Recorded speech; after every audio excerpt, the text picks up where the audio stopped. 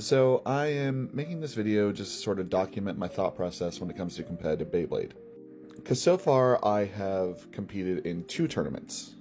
The first one was a 25-man tournament, and I brought the deck of Scorpio Spear on 960 point, Wizard Rod on 160 hexa, and Phoenix Wing on 360 kick.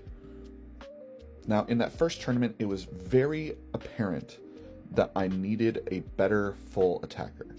So, as much as it pained me to do so, I replaced Phoenix Wing on 360 kick with Shark Scale 450 rush.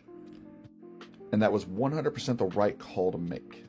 Because with the addition of Shark Scale, this deck was able to take me to 4th place in a 92-person tournament. And that tournament was also ranked by WBBO, so that was really cool. So the big glaring question here is, where do I go from here? Do I need to make changes to this deck? And if so, what do those changes look like?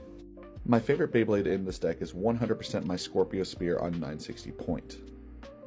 However, I do think it is now probably the weakest link in the deck.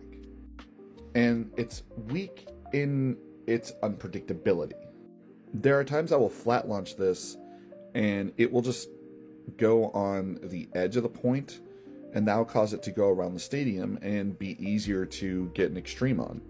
If you watched one of my earlier videos, you saw in the match against Bladermon started with an extra 3 points just due to the fact that this thing self-extremed. Point is a cool bit, it's just unreliable. And I've seen so many people suggest ball or free ball or even wedge. The problem is there's so many of these guys running around. Even when using something as hard to burst as a 960 ratchet, if you're using anything that doesn't have a burst resist band, these guys can punish you. And with its uneven weight distribution, this thing does have a tendency to tilt. So, what can I do? Well, I do know this. I would rather my Beyblade burst than for it to self-extreme. And I need something a little bit more reliable and predictable than point. I do have access to both low orb and under needle.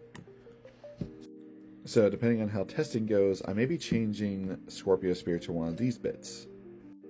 Now the reason I would rather use one of these rather than a ball, a free ball, or a wedge is due to the fact that they will inherently make the base shorter. Which, it being inherently shorter, will not only make it harder for it to be ratchet sniped, but it'll also make it harder to tilt and easier to recover from a tilt.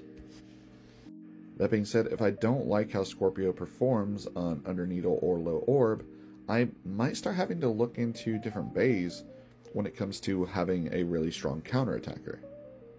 That being said, I do technically have another option. If I wanted this to just be a full-on defensive tank, I could technically just go ahead and put it on 760 hexa. That also means I would have to take hexa off of Wizard Rod, which means that I would put Wizard Rod on 960 freeball, or possibly even put it on 960 low orb. So I really do have a lot of things to consider when it comes to working on my competitive deck, especially with some of the other stuff I have coming in the mail. But y'all let me know what you think in the comments. And as always, thank you all for watching, and have a good one. Bye.